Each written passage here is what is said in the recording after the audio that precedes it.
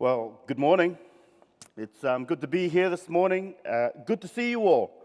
Well, actually, I wish I could say it's good to see you all. I can't see you at all because I'm coming to you from here behind this wall. But I can't see you. You can't see me.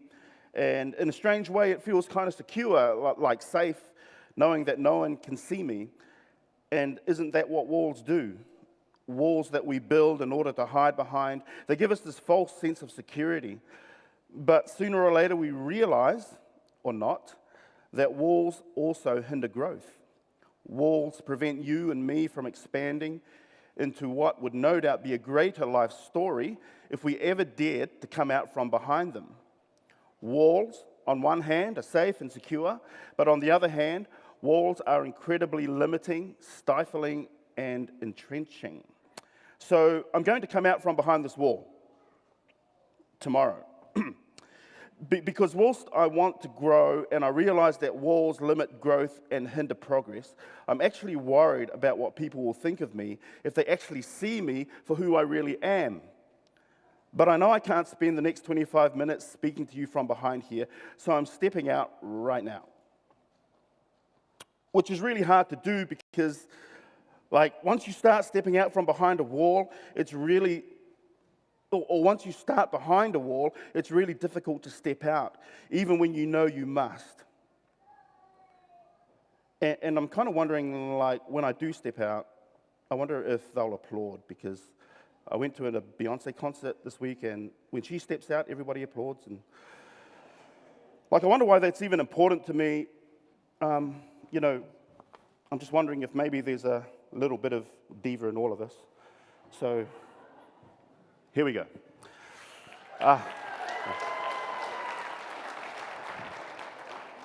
Just speaking of Beyonce, she's going to get a surprise tonight. She's going to come out tonight at Vector Arena, and she's going to be like, where's everybody? Where's everybody? And people are going to go, we told you never to book a concert at the same time as that boy band Day 7. We told you not to do that. And she's going to go Day 7? Who are they? Hey, look, one of the advantages of having the microphone is that you get to take advantage of the space and the time to promote whatever you want to promote. So I'm just going to say, tonight is more than a concert, really. Tonight is these guys that I've grown to love and share with and listen to their rubbish. Tonight is really about sharing their journey. And we love to sing, and a lot of us aren't actually that great. But tonight, what you will hear is a journey. Because Jericho is a story about the start, I believe, of one of the greatest journeys of one of the greatest nations to ever step foot on the face of this earth. So let's tell the story. Jericho, the story of Jericho can be found in Joshua chapter 6. I think it's page 133 or something in the Bibles that you've got in front of you. But Joshua chapter 6, and if you want to track along and just see if I'm being accurate with my telling of it, you can do that. But Jericho is significant because the incredible story that God wrote for the Israelites and for the Jewish people, I believe, starts at the walls of Jericho. When reading the history of this nation, you get the impression that no nation has ever been so blessed as the Jewish nation. No nation has ever suffered as much as the Jewish nation. No nation has ever tasted bitterness like this nation. And no nation has experienced victory like this nation. Today, the Jewish people, in spite of seemingly insurmountable odds, when you think of everything that they've been through, in spite of seemingly insurmountable economic, political, racial, military odds, have produced some of the world's greatest gifted artists, scientists, filmmakers, actors, painters that we have ever seen. It's amazing. And I believe the launch pad for their story is the story which we're going to launch into this morning, the story of Jericho. Just for a bit of background, where is this place Jericho that we, if you read the Bible, you know the story. Well, here it is. It's in the land of Israel, this little piece of land that where so much of God's story is played out over thousands and thousands of years. And if we go to the next slide, the archaeologists tell us that Jericho is kind of right where that marker is. You can see Galilee to the north and the Dead Sea to the south, and running in between those 2 points is what we know as the Jordan River. And Jericho happens to sit smack bang into what we call the gateway to the Promised Land. There's a natural ravine that runs up behind where Jericho was situated, and the easiest way to get there was to just go up into that ravine over some of the Judean hills, and then you're in the Promised Land. And right there is where Jericho was located. What about the city? Can we just go to the next slide? I was amazed when I kind of had a look into this place called Jericho. Uncle Arthur's bedtime stories painted Jericho like this massive city with massive walls, and you just like, in my imagination, I just imagined it to be like the size of Los Angeles or something, just massive. But you know what? It's really small. I don't know if you can read the measurements there, but lengthwise, it's only 456 meters long. This is what they've excavated. That's not long. I just go, well, a rugby field's like 100 meters. It's only like 4 and a bit rugby fields. And it's wide, around 160 meters at its widest point. It's not a big city. And here's what I get from that when I'm thinking about that and Jericho.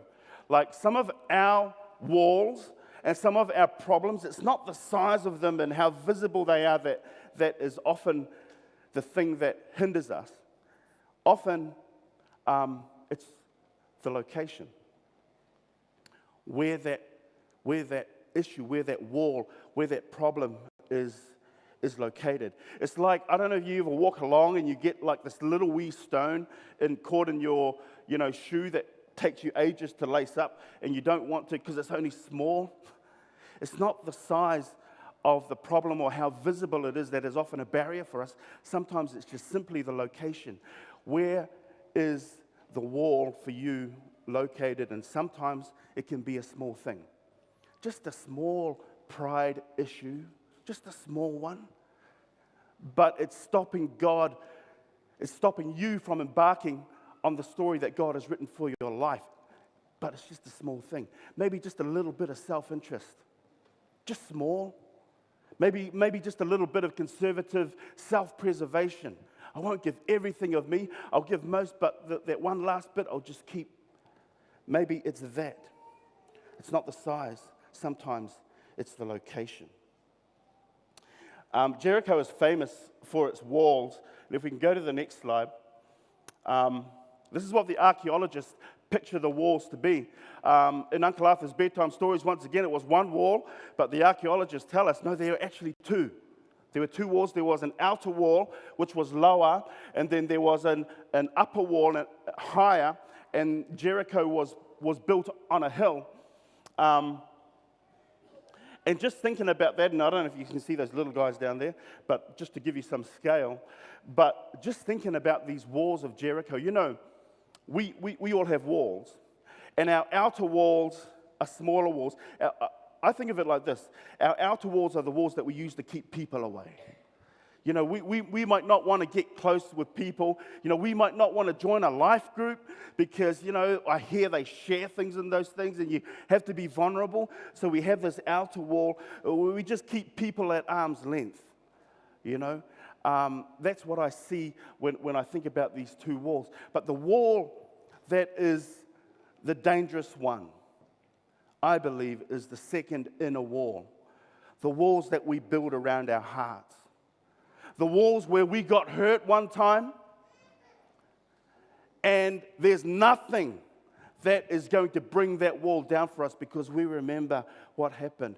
You see, that inner wall doesn't only keep people out. That inner taller, higher, thicker wall also keeps God out. That's the wall that is dangerous, and that's the wall that we need victory over. The wall that keeps the Spirit of God out. 2 walls. When we go to the next picture, this is the artist's impression of the stuff that they kind of have been digging up over there in Palestine. And it's interesting, and I think of Rahab. We know the story of Rahab, and they say she lived in the wall, but I think more closer to probably to the fact is that she lived right up against the wall, like they have here. But here's the thing about Jericho, the city. Jericho was called the City of Palms because they built Jericho over some springs and on an oasis, which was pretty clever. That this oasis happens to be at the entrance of what we know as the Promised Land. And so some people come along thousands and thousands of years ago, and they build this fortress over the oasis. You know why they do that? Because the military tactic of conquering a place like Jericho wasn't like throw catapults at the thing and all that sort of stuff, because catapults weren't invented back when Jericho was standing. The tactic was that you would bring your army. If you wanted to get into the Promised Land, you would bring your army, and you wouldn't attack the wall because the guys with the bows and arrows would just like knock you off, and that would be silly. But what you would do is you would just camp outside and surround the place. You just camp there and just try and starve them out. That's what you do. The problem is that Jericho was built on a number of springs, water. And endless supply of food, and they could keep years' worth of wheat and stockpile Jericho to a point so that if they were ever being besieged, they could always outlast the army. There's no army. So if you wanted to conquer Jericho, it would have to be something that you'd have to have a plan that was quick and fast, because this laying siege to a place like Jericho would never work, because you, outside the wall, are sitting in a desert, and can you imagine trying to supply an army? The logistics of that with water and food, it just never worked, which is why Jericho is listed as possibly one of the oldest cities, one of the first cities ever to be built, before the time of the pyramids. When I think about that, I think about this. And I think about my walls, and maybe you can think about yours. How many of our walls are generational? How many of those walls, especially the ones that we have around our heart, that we stop letting God's Spirit through, that prevents us from launching into the next part of the story that God has written for each and every one of us? How many of those walls are generational? How many of those walls have been stuck in us for years and years and years, like a Jericho that's been planted there for what seems like forever?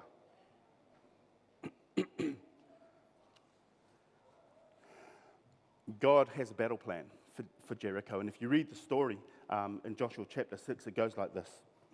God says to Joshua, and we're at a point in the story, if you've been tracking with us in the series, we're at a point where the Jewish people, the Israelites, have learned their lesson. They're like, you know what, 40 years ago, 10 spies said that it can't be done and caused us all to distrust God. They're at a point now where they're like, we believe God now. Our dads who didn't, they're dead. We're the sons, and we now believe God, and we believe what He can do. And so they've been consecrated in chapter 5, and now in chapter 6, they're just standing on the brink of launching into God's promise for them. They're just ready to go. God says this, here's the plan. Take my Ark of the Covenant, which is God's presence, and He's like, put half the army in front of it and half the army behind it. In other words, put my presence in the middle of your army. And here's lesson number 1 that I want to address. When we are praying and talking and trying to understand how we can launch into the story that God has written for each one of us. Put God in the center.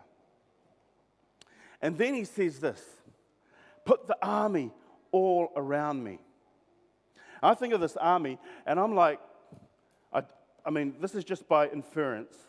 We know in the Bible, I think it's like Numbers, chapter 50, where a census is taken around 20 years before this, and they count 603,000 and something men over the age of 20. And if you're over the age of 20, you're in the army. How many guys 20? How many 20-year-olds do we have here? You know, you'd be in the army. Bulla. If you're over the age of 20. And back then, 20 years ago, there were 603,000 of them. And now we know what we know about that 603,000. They're the dads and they all died. They never got to stand in this place. Now it's their sons. And if they had on average 2 or 3 sons, we're very easily, in my mind, in the millions. And God's instruction is for these guys to march around this city with him in the middle. Here's what I learned from that. When walking your journey with God, don't walk it alone. I suspect a lot of us walk alone when we're trying to walk with God. You need to walk with warriors. Not warriors like W-O, but warriors like W-A. Like, we need to walk with warriors. You need to join a life group. You know, one of the reasons I'm in day 7 is, the amazing singing is great, but also because they're my warriors. They feel like they're my support when we march around doing things that we do. And we all need to march with people. We all need to march with people who have faith in God. That's number 2. Number 3, here's what God said. When you walk in silence. Walk in silence. I don't know if you can imagine this, but a massive load of people walking in silence around these walls. And you walk for one day. Each day you walk once around the wall. Here's what I imagine. With that many people, the guys who start out, and by the time they get around that small city, people haven't even left. And the impression that you would get if you were sitting on that wall is that there is an endless amount of people just walking around this city. And God says, walk in silence. And I wonder what that looks like today. You know, when we're seeking God's will and his wisdom and his direction, for me, I talk too much. I just think I talk too much. And I analyze too much, and I theorize too much, and I theologize too much. And sometimes God says to us, just walk with me in silence. Because if you walk with me in silence, then I can speak to you and you can hear me. You see, the word says this, faith, because that's what this walk is all about. It's a faith walk. Faith comes by talking. Oh no, it doesn't say that. Wait a minute. It says faith comes by hearing, and hearing by the word of God. And I wonder what it would look like if we all just said once a day we're going to walk with God in silence. Maybe we're going to log off Facebook for a wee while. Maybe we're going to turn the cell phone off. Maybe we're going to turn the TV off. And once a day we're just going to walk with God in silence. The 4th thing was kind of weird. On the 7th day, I want you to walk around 7 times. I want you to walk around 7 times on the 7th day. And here's what I see in that. God wants us, before we embark on any launching pad into the rest of the story that he's got written for us, he wants us to spend 7-fold amount of time in relationship with him. We call it Sabbathing with God. Spending 7 times the amount, 7-fold in relationship just before we launch into God's design for the extending of his kingdom. And this is what the Israelites do, walking around 7 times. And finally, the plan is this. When you've done that, when you've walked around that many times, then I want you to shout. Shout. I can only imagine, after walking around in silence with God and hearing his voice and hearing his will, and God filling those guys with faith like they've never felt before. And the seventh time that they get around that wall, I can't imagine what that shout is like. But what I do believe is that the noise that comes out from them is not their own, but it's God's voice. It's God's voice. And finally, the walls come down by faith. There's lots of theories on how the walls came down. There was a little earthquake, or, the tremor that was caused by the feet of that many people. Look, I don't know about that. What I do know is that in Hebrews 11, it says this, that the walls of Jericho came down by faith. I was thinking about this and how this can really apply to us. I saw this amazing video. There's this thing called TED Talks, and they're really cool. And I think Warwick sent us a link, and so I thought, hey, this TED Talks thing looks pretty cool. So I had a look, and I just want you to watch this video of a young girl called Amy, and just listen to her story.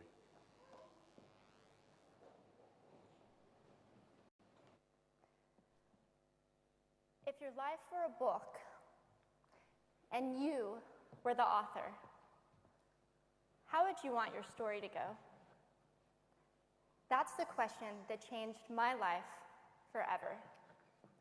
Growing up in the hot Las Vegas desert, all I wanted was to be free. I would daydream about traveling the world, living in a place where it snowed, and I would picture all of the stories that I would go on to tell.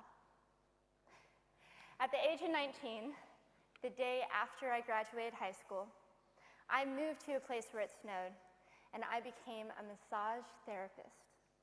With this job, all I needed were my hands and my massage table by my side, and I could go anywhere. For the first time in my life, I felt free, independent, and completely in control of my life. That is, until my life took a detour. I went home from work early one day with what I thought was the flu, and less than 24 hours later, I was in the hospital on life support with less than a 2% chance of living. It wasn't until days later, as I lay in a coma, that the doctors diagnosed me with bacterial meningitis, a vaccine-preventable blood infection. Over the course of 2.5 months, I lost my spleen, my kidneys, the hearing in my left ear, and both of my legs below the knee. When my parents wheeled me out of the hospital, I felt like I had been pieced back together like a patchwork doll. I thought the worst was over until weeks later when I saw my new legs for the first time. The calves were bulky blocks of metal with pipes bolted together for the ankles, and a yellow rubber foot with the raised rubber line from the toe to the ankle to look like a vein. I didn't know what to expect, but I wasn't expecting that. With my mom by my side and tears streaming down our faces, I strapped on these chunky legs and I stood up. They were so painful and so confining that all I could think was, how am I ever going to travel the world in these things? How was I ever going to live the life full of adventure and stories as I always wanted? And how was I going to snowboard again? That day, I went home, I crawled into bed, and this is what my life looked like for the next few months. Me passed out, escaping from reality, with my legs resting by my side. I was absolutely, physically, and emotionally broken. But I knew that in order to move forward, I had to let go of the old Amy. and learn to embrace the new Amy. And that is when it dawned on me that I didn't have to be 5'5" anymore. I could be as tall as I wanted.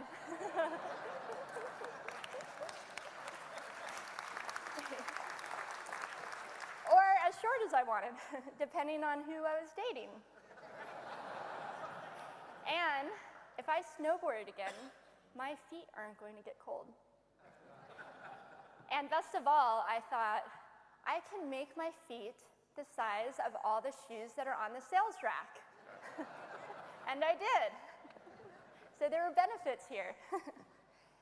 It was this moment that I asked myself that life-defining question.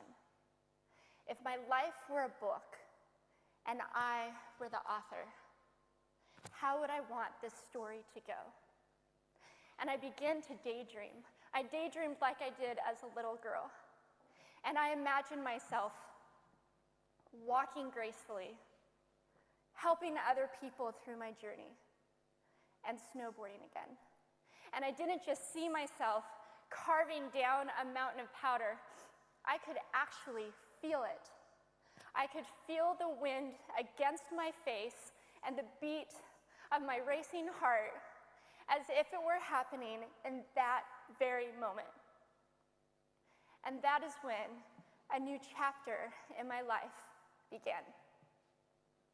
4 months later, I was back up on a snowboard, although things didn't go quite as expected. My knees and my ankles wouldn't bend, and at one point, I traumatized all the skiers on the chairlift when I fell, and my legs, still attached to my snowboard, went flying down the mountain.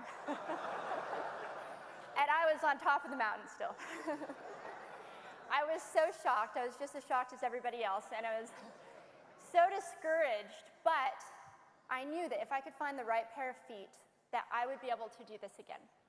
And this is when I learned that our borders and our obstacles can only do two things.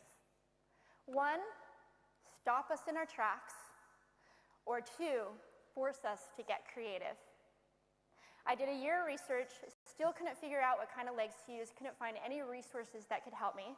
So I decided to make a pair myself. My leg maker and I put random parts together, and we made a pair of feet that I could snowboard in. As you can see, rusted bolts, rubber, wood, and neon pink duct tape. And yes, I can change my toenail polish. It was these legs and the best 21st birthday gift I could ever receive, a new kidney from my dad, that allowed me to follow my dreams again. I started snowboarding, then I went back to work, then I went back to school, then in 2005 I co-founded a nonprofit organization for youth and young adults with physical disabilities so they could get involved with action sports. From there, I had the opportunity to go to South Africa, where I helped to put shoes on thousands of children's feet so they could attend school. And just this past February, I won 2 back-to-back World Cup gold medals. Thank you.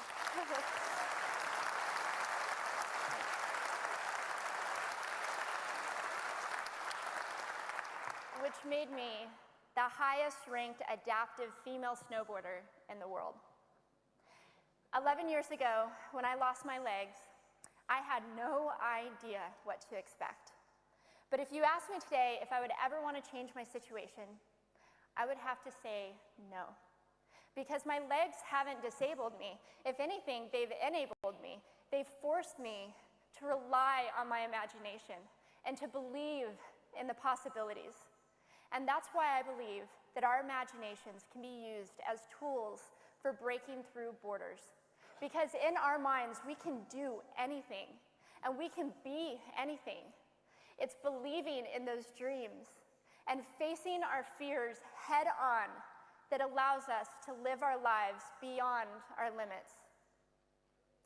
And although today is about innovation without borders, I have to say that in my life, innovation has only been possible because of my borders.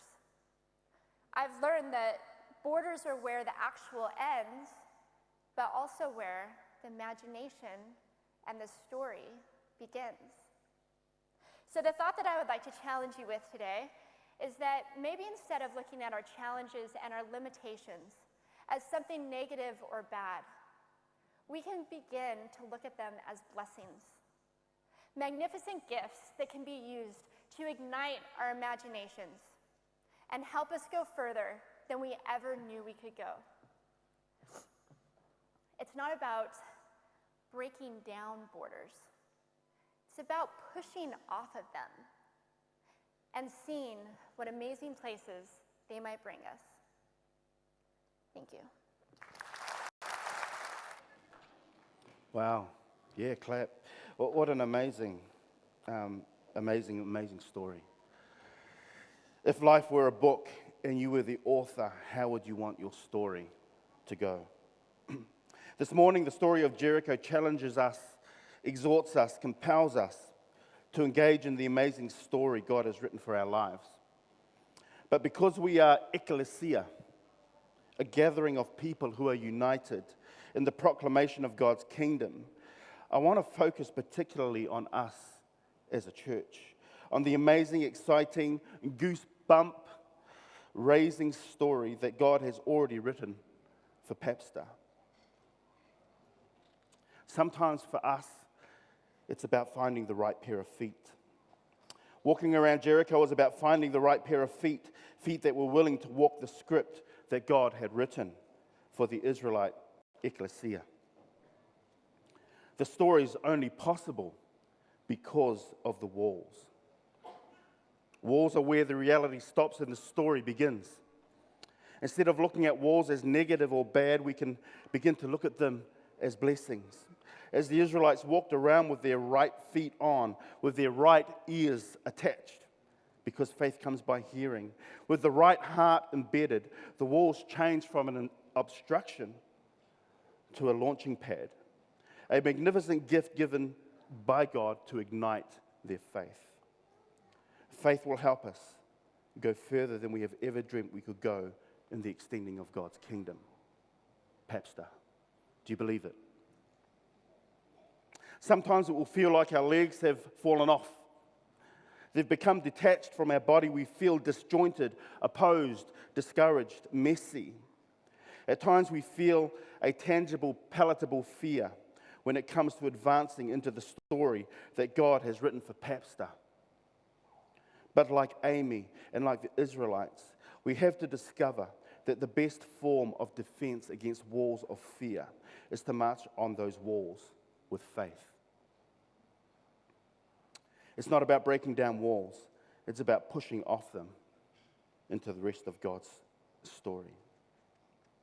When I read the Bible, I read and I see and I look at the characters, and I get this really strong impression that not one person, not one Bible hero, not one Bible story is without a seemingly hopeless situation to face.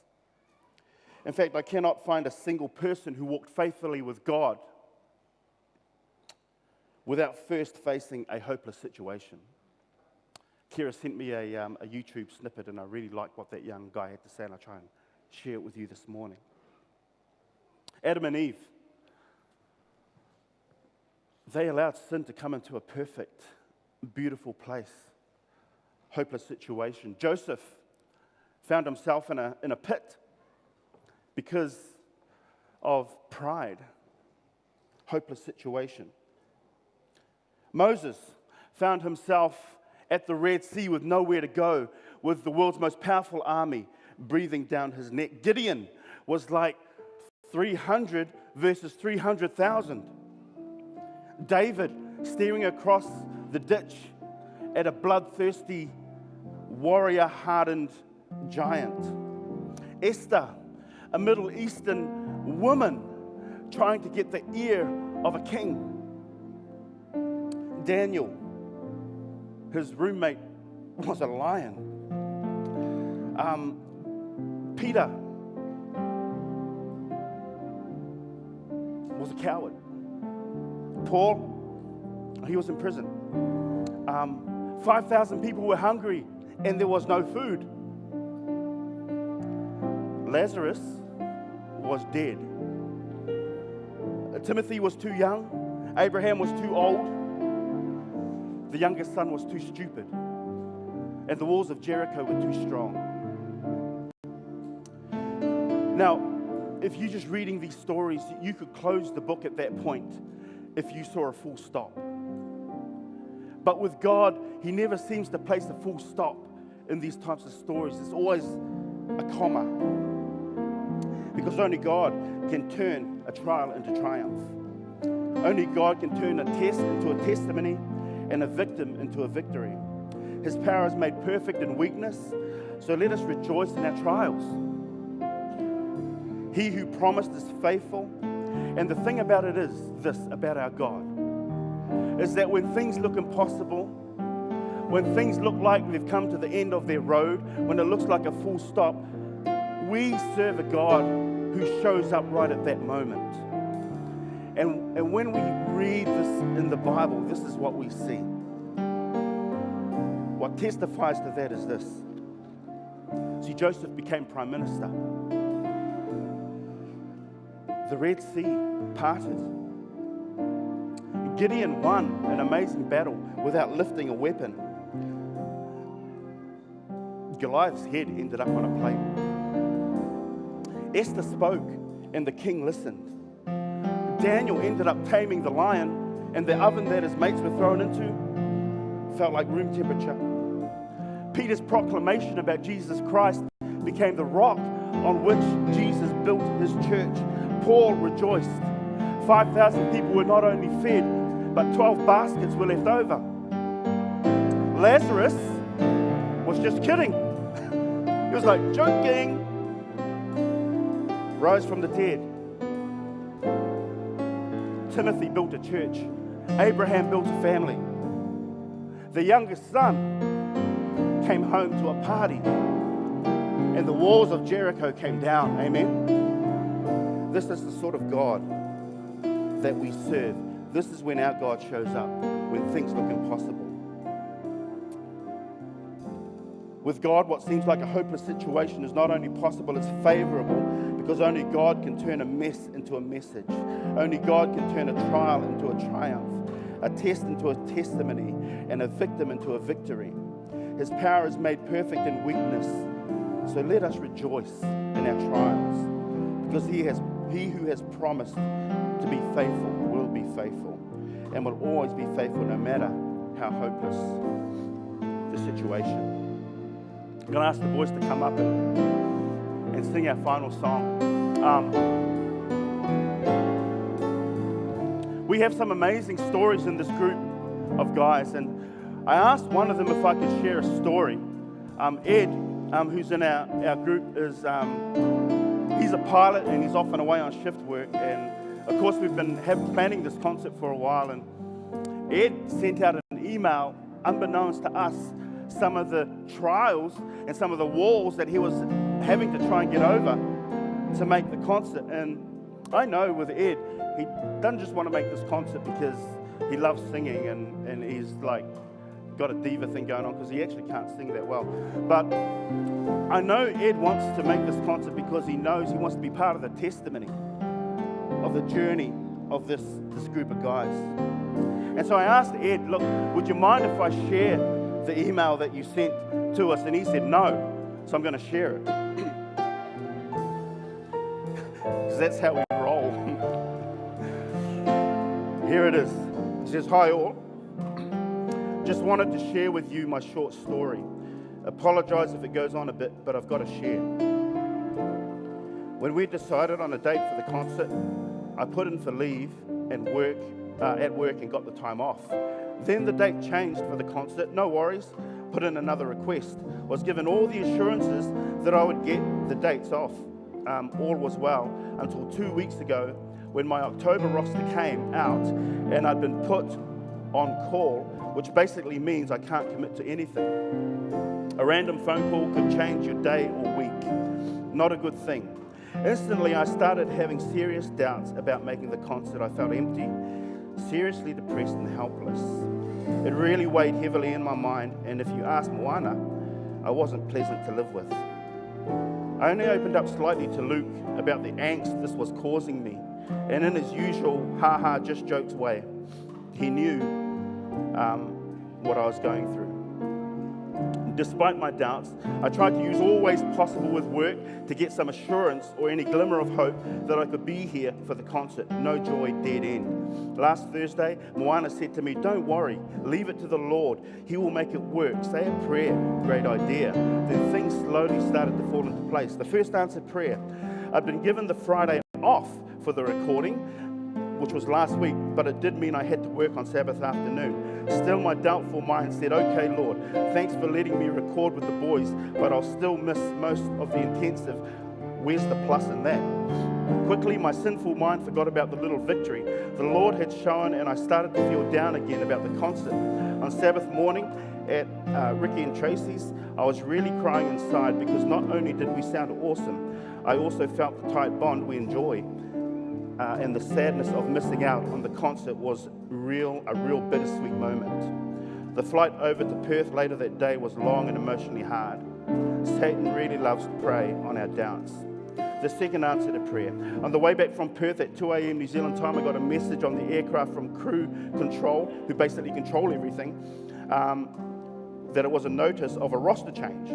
I'd been given a duty on Thursday, Auckland City to Auckland, and also on Friday, Auckland to Papeete, I think, and back to Auckland. The Lord had again shown me He is in control. Now, although my duty to Papeete is a tough one, I will be back on Sabbath morning at 6 a.m. And I'm really grateful that I'm definitely going to be here for our concert. Hallelujah.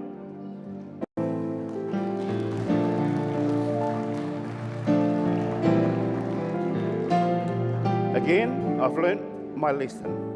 When we see things as impossible, this is God's opportunity to show us anything is possible through Him.